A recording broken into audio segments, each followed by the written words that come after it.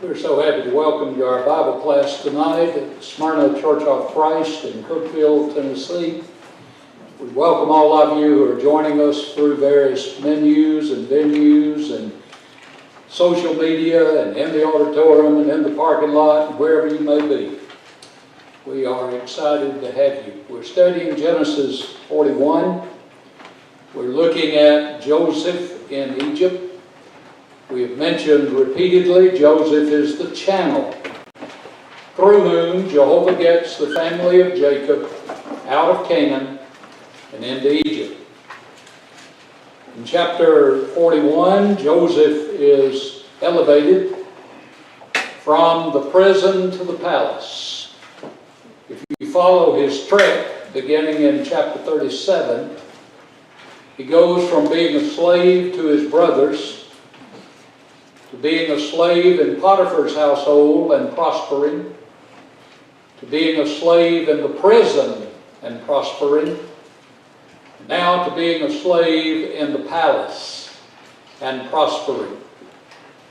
I think sometimes we lose sight of the fact that the whole time Joseph is in Egypt, though he's promoted to the second in command, he came there as a Hebrew slave. And to some of the Egyptians, very likely, we'll have to get to heaven to ask, very likely he never lost that stigma in their sight. But he is saving the country. So when he's brought into the palace, he changes clothes, comes before Pharaoh. Pharaoh recognizes that he's a representative of at least a God. He says, no one is like you in the kingdom who has the Spirit of God in him. And we cannot find anyone among the Egyptians or anywhere else in this kingdom that can do what you can do. So he elevates him to second in command. In doing that, verse 42, verse 43, and verse 45, he gives him what I call the regalia of the position to which he is advanced. And we looked at most of the parts of that regalia.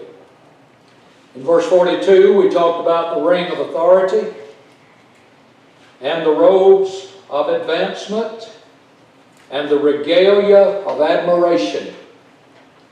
In verse 43, we talked about the ride of achievement. He is second chariot to Pharaoh.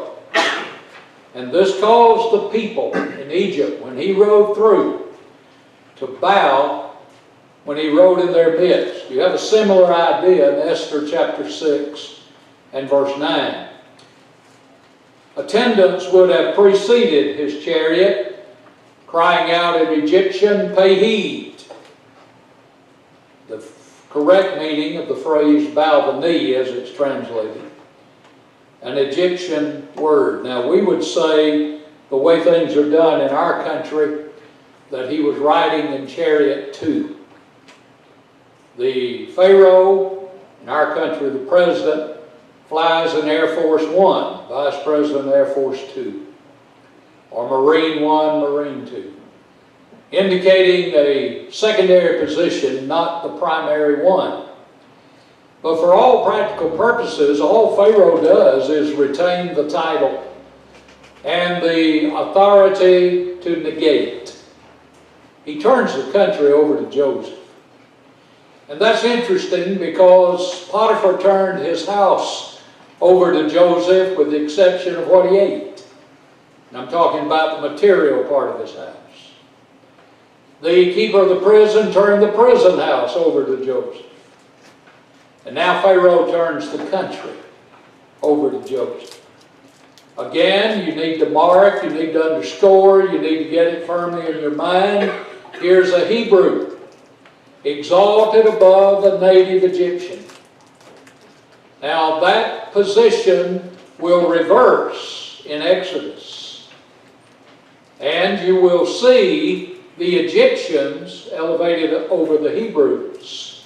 But right now, for all practical purposes, a Hebrew is elevated above the Egyptians.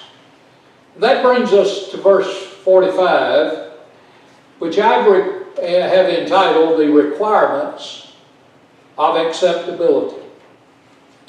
And Pharaoh called Joseph's name Zaphnath-Paaneah. And he gave him as a wife Asenath, or Asenath, I believe some translations mark that, the daughter of Potipherah, priest of On. So Joseph went out over the land of Egypt. First of all, Joseph is given an Egyptian name. Zaphnath-Paaneah means abundance of life. And the Egyptian name brings him into the proper social standing. There are so many parallels to the account of Joseph in Egypt and Daniel, Hananiah, Mishael, and Azariah in Babylon. Different empires, different kingdoms, and yet some very similar events. And you have Hebrews in both instances, in both kingdoms, elevated to prominence. And you have God being introduced into those cultures, to those countries, and to those people. So he's elevated socially. He's given an Egyptian wife. Asenath means the one belonging to Neith or Nith, and the inference is that she herself was a priestess of the ancient Egyptian goddess Neith, the earth mother of the Delta. Neith was supposed to be the source of wisdom, a goddess consulted by the other gods when disputes arose between them. So this would give him that Egyptian tie-in religiously. Now, we will come to learn that Asenath's father was Potipherah. And Potipherah is another name of Potiphar, another form of saying the word Potiphar. And that word means he whom Ra gave. Now Ra is the sun god. And so here the priest of On, the center of Ra worship, is the father-in-law of Joseph. And you will remember that I have told you on several occasions that the comic strips often highlight Bible stories and remind us that whoever draws them knows something about the Bible. So this comic has the cheer for the sun god, making a play on American cheers.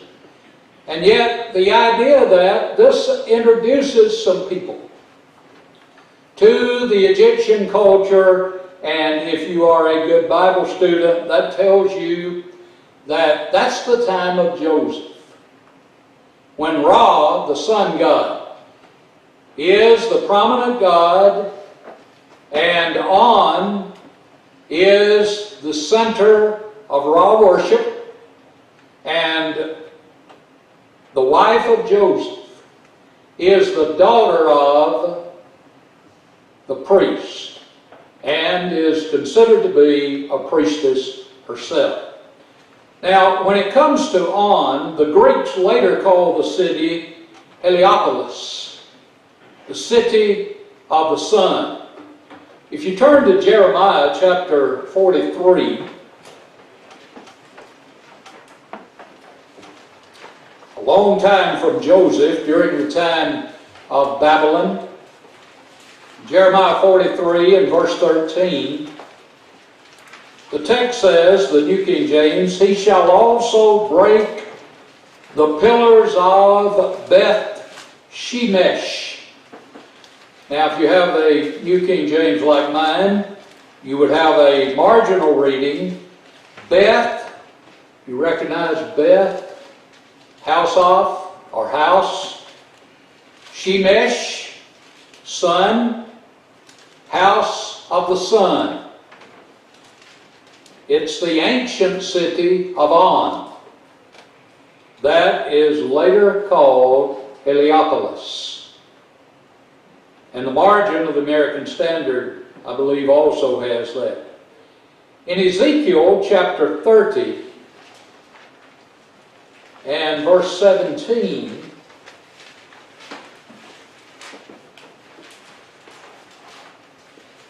the young men of Avon, or Avon, depending on how your translation marks it. And again, I have a marginal reading, ancient On Heliopolis. The same thing should be found at Amos chapter 1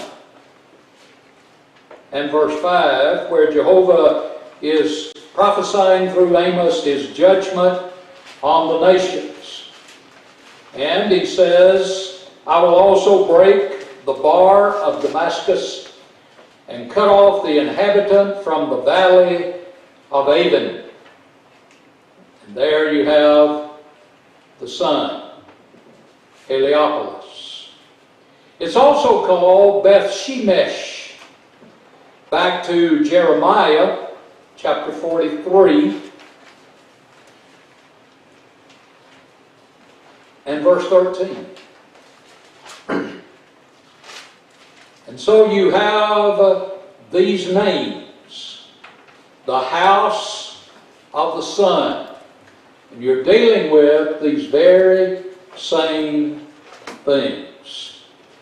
Now, the priests that were attached to the temple of the sun enjoyed the reputation of being the most intelligent and cultured historians in Egypt. So these priests carried with that office a very high rank and were revered, honored in the land of Egypt. Now, when you think about where Joseph is and that with which he is confronted, you see God in opposition to idolatry. God being shown to be superior to idolatry. Now, Joseph is given this woman, raising him socially, as is his name. And we will learn that On is located about 19 miles north of Memphis in the Delta. The chief city of Egyptian science, the religious capital of ancient Egypt, and one of the 4 chief cities in the land. This writer said it was famous for the annual festivities held there in honor of the sun, of whom the Pharaoh was believed to be the current incarnation. So Pharaoh was considered to be a god himself. Now notice you have God elevated above everybody in Egypt, but Pharaoh, who is considered to be a god, and you have God, the God of the Hebrews, superior to the idolatrous system in Egypt. So if you trace Joseph, Joseph has gone from the hatred of his brothers to the favor of the Pharaoh. Joseph has gone from abuse and derision to reverence. Joseph has gone from imprisonment at home and in a foreign land to exaltation in a foreign land. Joseph has gone from the work of a slave to the seat of a king. From being stripped of his coat to being clothed in linen. And if you are paying attention to little details, you will catch the idea that a number of things about Joseph center around his coat. A lot of things dealing with his coat. And it's interesting, all the way through this history, you have the coat of Joseph.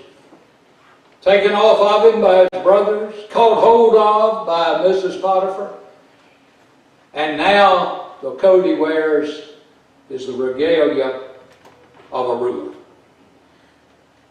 Votter believes Joseph's advancement occurred so easily because he believes the Hyksos were the rulers. Some of the Hyksos were Semites like Joseph. And the Hyksos is believed to have introduced the chariot and horses into Egypt. It was during the Hyksos period that the capital was in the Delta, at Tanis. But Davis, on the other hand, disputes that this is the case. And historians have been torn through the years. I don't know what you were taught in world history. But at one time it was pretty well taught that this may have very well been the Hyksos. But now others are doubting that it wasn't that. And thus we'll have to get to heaven to know unless archaeology catches up with the Bible and gives us information we do not now have. So you have Joseph now elevated to second in position in Egypt, second in power in Egypt, and over the land of Egypt. So the end of verse 45, Joseph went out over the land of Egypt. Now in verses 46 through 57, Joseph delivered leadership to Egypt. Now that's what Pharaoh is saying when he says, there's no one like you that has the Spirit of God in it. You not only have interpreted the dreams, you not only have told us what's coming, you've told us how to deal with it. And so now we adopt your plan, but since you have devised that plan, really God devised it, then we're putting you in charge of execution. And you learn something here about leadership. Trying as we move along to help some of you younger men who one day will be elders. You need to learn something about leadership. When someone has devised a good program, a workable program, and leaders decide that's the program we need to use, you can find no better person to put over it than the one that devised it, the one that understands it. And let him teach others how to use it. If you take the program away from him, give it somebody who hadn't thought it through, is liable to be a disaster because they don't understand the thought process that goes through putting a program together and then executing it. So a leadership point that we need to learn, and that's what Pharaoh did. And he says to Joseph, now you run it, and Joseph gives leadership to Egypt. Notice in verse 46 that Joseph is progressing in age. The text says Joseph was 30 years old when he stood before Pharaoh, king of Egypt. Now, he had been in Egypt, according to Genesis 37:2, 13 years. Remember, he's 17 when he's sold into slavery. So he's been there 13 years. But like all of us, if we live, we're going to get older. So Joseph has gotten older. 13 years older than when he arrived there. So he's progressing in his age. And he is prospering in his advancement. And Joseph went out from the presence of Pharaoh and went throughout all the land of Egypt. He's overseeing the land. Now, learn a point here from two words in the New King James, whatever yours says, in verse 46. Went out, and then the second word, throughout. In order to carry out a work, you have to get out where the work needs to be done. It's one thing to sit in an office and make plans. It's something else to carry out the plans.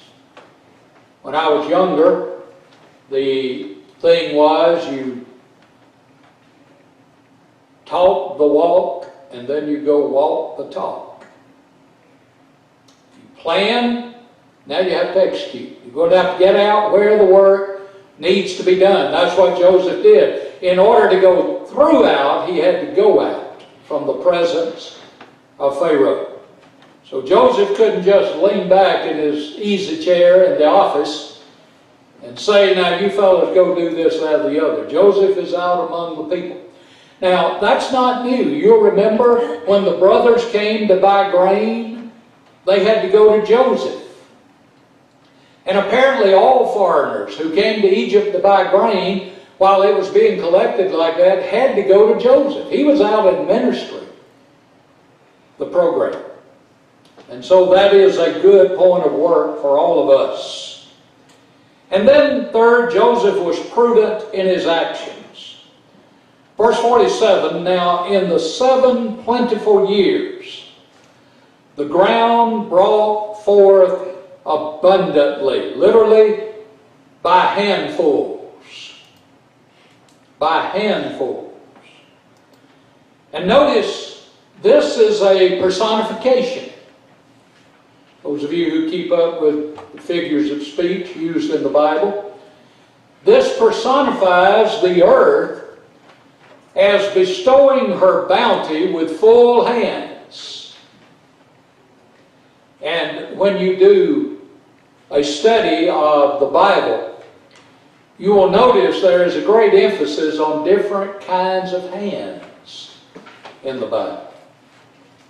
And you'll read here about the full hands in personification, which means it doesn't get any better than this. It's full and overflowing. So you have the abundance in the land. And then in 48 and 49, you have the actions of laying up in store. So he gathered up all the food of the 7 years which were in the land of Egypt, and laid up the food in the cities. He laid up in every city the food of the fields which surrounded them. Joseph gathered very much grain, now notice a simile here, as the sand of the sea, until he stopped counting, for it was immeasurable. So 7 prosperous years. And remember, we learned that the prosperity here is not just prosperity. It's overflowing prosperity, such as they had never seen. And he lays up the grain in the cities. That's important. Instead of a central granary, he stored the grain in the cities where it was gathered. Do you see ownership there? Do you see the people seeing where their grain is going? It's not being sent, may I just use our terminology, it's not being sent to Washington. It's being sent to Cookeville. Or for those of you who kid us about the way we say that, Cookville. It's being stored up where it is reaped. So the people see, this is not being taken away from us. It's being kept for us. And thus they feel that ownership. They feel the importance of what Joseph is doing. And then notice you have two things in these verses that talk about and help us understand the plenty of the 7 years. First of all, hands full. Now you have grain like the sand of the sea. Very much. So much, he can't count it. You start counting and you run out of numbers. You have so much you can't count it. Now, that's the providential work of God as a result of Joseph's being in Egypt. There's God's providence. You don't have just a good bumper crop. You have a crop for 7 years like you've never had before and you'll never have again. Providence. But not only that, Joseph is productive in the land, he's also productive at home where he lives. Verse 50 says, "And to Joseph were born 2 sons before the years of famine came." So during the plenty, whom Asenath, the daughter of Potipherah, priest of On, bore to him 2 sons during the time of plenty, before that first year of famine. Notice, Joseph is monogamous in his marriage. His only recorded wife was Asenath. Now you can't say that about his daddy. You can't say that about his granddaddy or his great-granddaddy. But you can say it about Joseph. He only had one wife. Now, he's not a type of Christ, okay? But there are some similarities. And one of them is each of them only had one bride. The bride of Christ is the church. There's one church. So Joseph only had one wife. And then in 51 and 52, he is magnanimous in his praise. Joseph called the name of the firstborn Manasseh. For Elohim has made me forget all my toil and all my father's house. Manasseh means making to forget. God has made him forget his problems. He lists 2 problems. First of all, his toil, his work, severe work, irksome work. This word means wearing effort, worry of the body and mind. Joseph said, God has made me forget that. Remember, as a slave, he had to work in Potiphar's household, in the prison. He said, I've forgotten all that. So he named his son Manasseh. And the name of the second he called Ephraim. For Elohim has caused me to be fruitful in the land of my affliction. Now notice with Ephraim, with Manasseh, Joseph also said he forgot his father's house. We don't know what all that means. We do know Joseph was ignorant, apparently, of the lie that his brothers had told Jacob. And as far as we know, he was not aware of Jacob's anguish concerning his apparent death. Now, this may indicate the fact that Joseph is hurt by the behavior of his brothers. But it may also indicate that Joseph wondered why Daddy hadn't come looking for him. And he felt abandoned by his father. That's a maybe. You see, Joseph doesn't know. Jacob thinks he's dead. And that's why Jacob wouldn't be looking for him. Otherwise, you would think Jacob would. And then he gets to Ephraim. Ephraim means fruitful. God has made him fruitful in the land of his problems. And notice his reference to Egypt. Do you have something similar in your Bible? The land of my affliction? That's interesting. The land of my affliction. Son, you're second in command.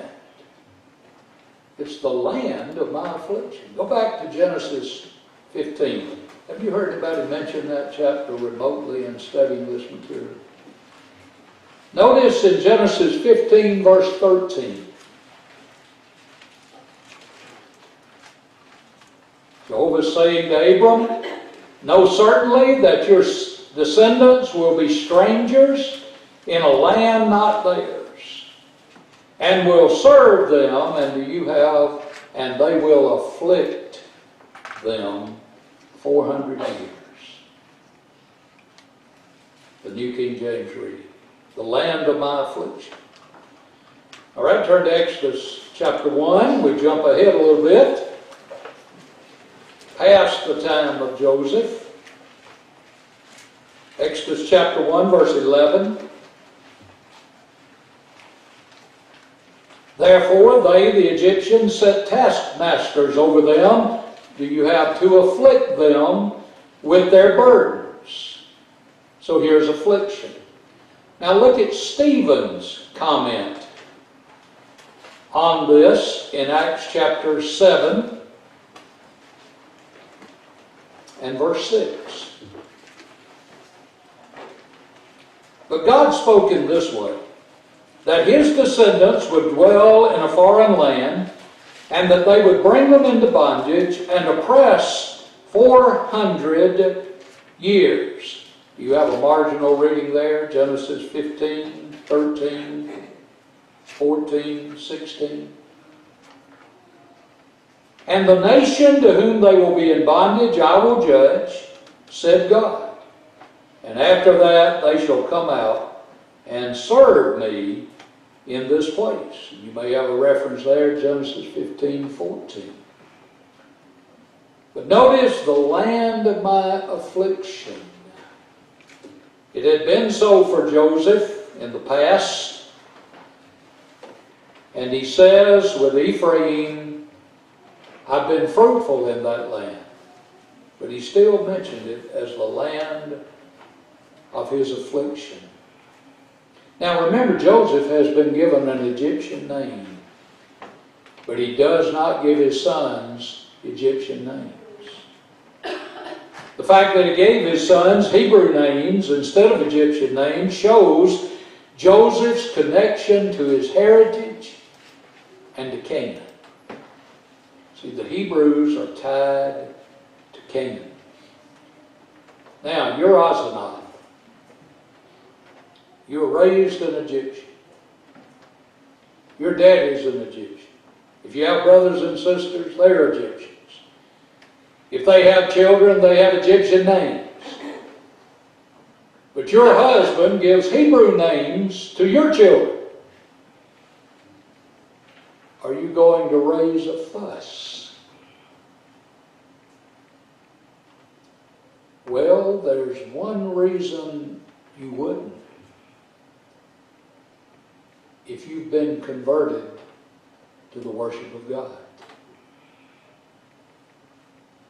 And it may be, we'll have to get to heaven to ask, that Asenath was converted by Joseph to the worship of the true God. That's what Joseph is trying to do with all the folks in Egypt. And here you see evangelism. Through the Hebrews to the Gentiles. by God. In verses 53 and 54, Joseph was precise in his predictions. Then the 7 years of plenty which were in the land of Egypt ended. Plenty ended. And the 7 years of famine began to come. So you have the ending of the 7 years of plenty, the entrance of the 7 years of famine. Turn to Psalms 105.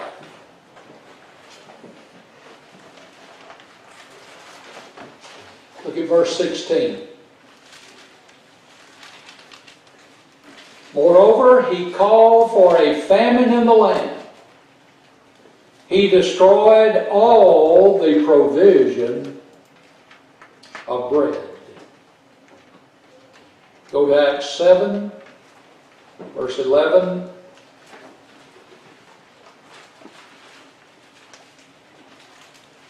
Now a famine and great trouble, marginal reading, affliction, came over all the land of Egypt and Canaan, and our fathers found no sustenance.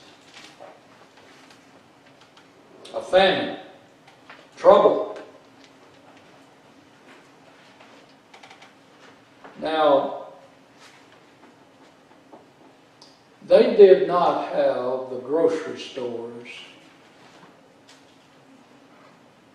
and they did not have a forewarning of a famine coming, so they could run and buy up all the bread and milk, because that's what you're going to have to get through a famine, and it'll never run as long as you're shut in, like we do.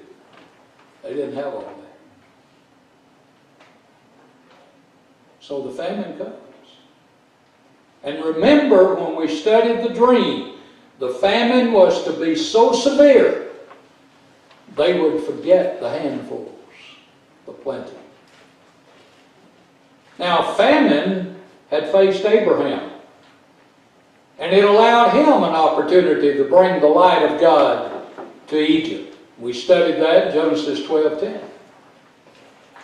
Isaac faced a famine in Genesis 26, 1 and 2, and Jehovah forbade his going to Egypt. One writer counted and said there are 13 famines in the Bible. Now, if you mark in your notes, little c under 2, this one was used of God to drive the chosen family to Joseph. And if you want to put a little note in your notes, out of Canaan into Egypt. So here's a famine.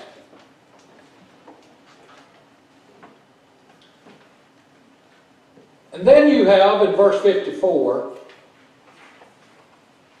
the endorsement of Joseph's predictions. Notice the 7 years of famine began to come as Joseph had said. Now, if I had an opportunity to ask you, what does that represent?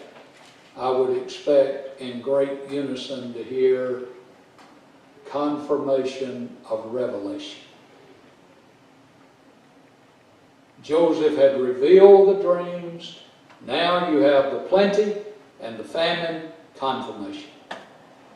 Again showing Joseph is representing the true God who keeps his word, as Joseph had said. Really, and I put it in parentheses in your notes, as God had said. Now there's an exception to this famine. Verse 54, the famine was in all lands. You have my favorite coordinating conjunction.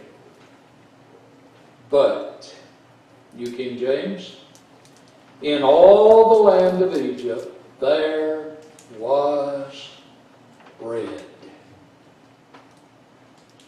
A famine in all lands, but bread in Egypt. When we get to Ruth, we will deal with no bread in the house of bread.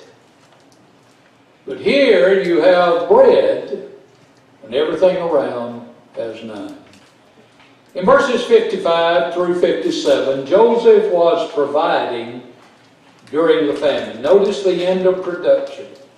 So when all the land of Egypt was famished, all the natural production of Egypt dried up during the land of the years of the famine, the people cried to Pharaoh for bread. So they cried to government for provision. You have to bail us out. You have to give us a stimulus. It's up to you to help us.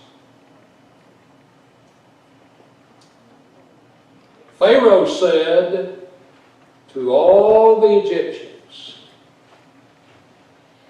I don't know what to do. I don't know how we're going to face this. I don't have any provisions. That's the New Imagination Version, isn't it? Go to Joseph. So you have the endorsement of Joseph here, and Pharaoh sent the people to Joseph. Now notice what he says. Whatever he says to you, do.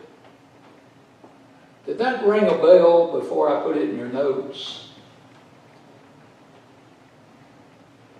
This shows Joseph had absolute authority in this matter. And this statement is exactly what Mary told the people to do at the wedding in Cana about Jesus. Whatever he tells you to do, do it.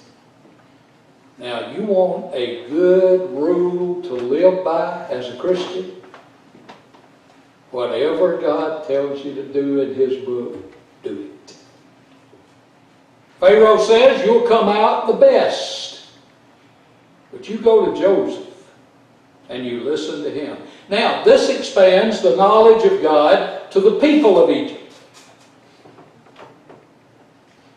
Throughout the land of Egypt, the knowledge of Joseph, the knowledge of what he predicted, the fact he said predictions belong to God, would show this man is an instrument of the true and living God.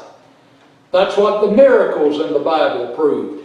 These people are speaking from the true and living God, especially the apostles and the inspired people of the New Testament. This was a revelation that the God of Joseph could do what the magicians in Egypt could not do. So casting a negative reflection upon the idolatry of Egypt.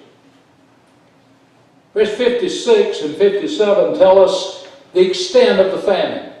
The famine was over all the face of the earth, including Egypt.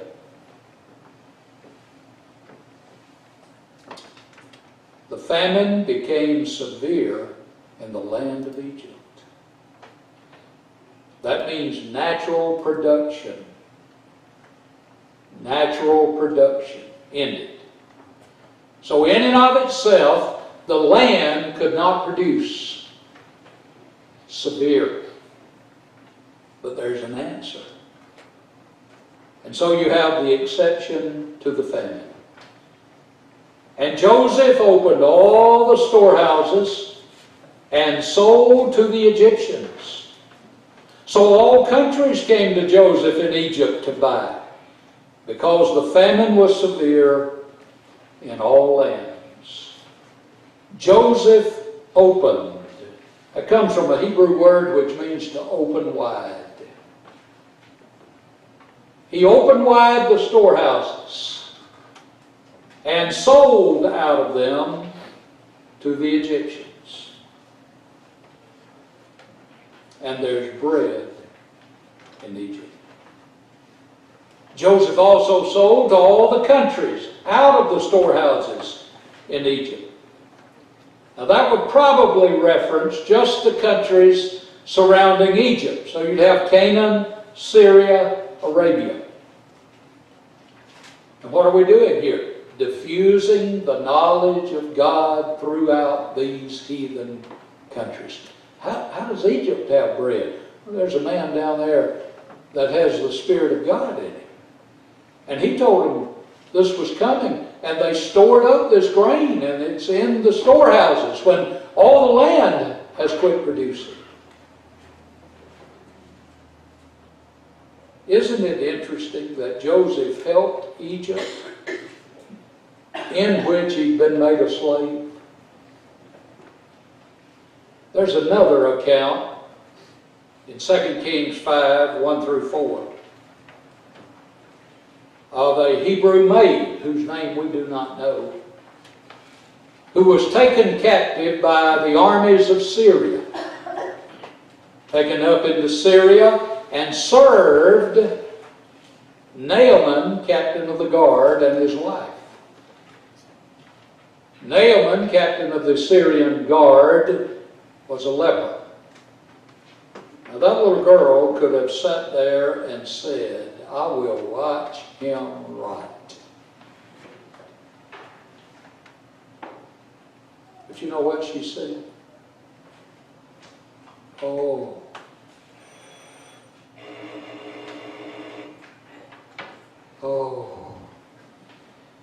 that my master was with the prophet in Israel, and he would recover him of his leprosy. And so you know the story of the captain of the guard going to the prophet of God. And the prophet of God said, go wash 7 times in the Jordan River. 7 ducks in a muddy stream, you could entitle that, because the captain of the guard said, we have 2 rivers in Syria, much better than the Jordan River.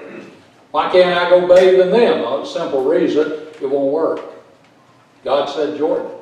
When God specifies, that eliminates. 7 ducks in a muddy stream, and he's clean of leprosy. He goes about 60 miles out of his way to go back to the prophet, and he says, now I know that there is no God in all the earth except in Israel. I believe Pharaoh, the surrounding nations, learned that same lesson. We need to learn it. There's no God in all the earth like our God. He provided a plan of salvation for us so we could be delivered out of sin, the poverty of sin, the famine of sin.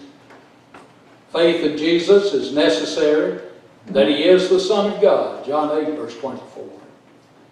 That faith leads to a repentance of sins, commanded of all men everywhere, Acts 17:30. A confession of faith in Christ as the Son of God, Acts 8:37. A burial and baptism unto the sending away of sin, Acts 2:38.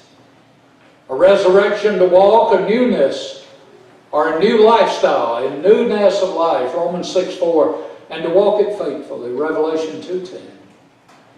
And the ability that as a Christian, if we sin, we can repent of that sin, ask God's forgiveness, with the full assurance that if we repented, God will forgive, 1 John 1 verse 9. And then it's up to us to make whatever correction we need to make. If it's the case that you're ready to do that this very night, if you will contact us, let it be known, we are ready to assist you in doing that very thing. We thank you for being a part of our class tonight. We invite you to join us Sunday morning at 10 a.m. for our worship service, and then Sunday evening again at 6 p.m. for our worship, and again, Lord willing, next Wednesday evening. Thank you so very much.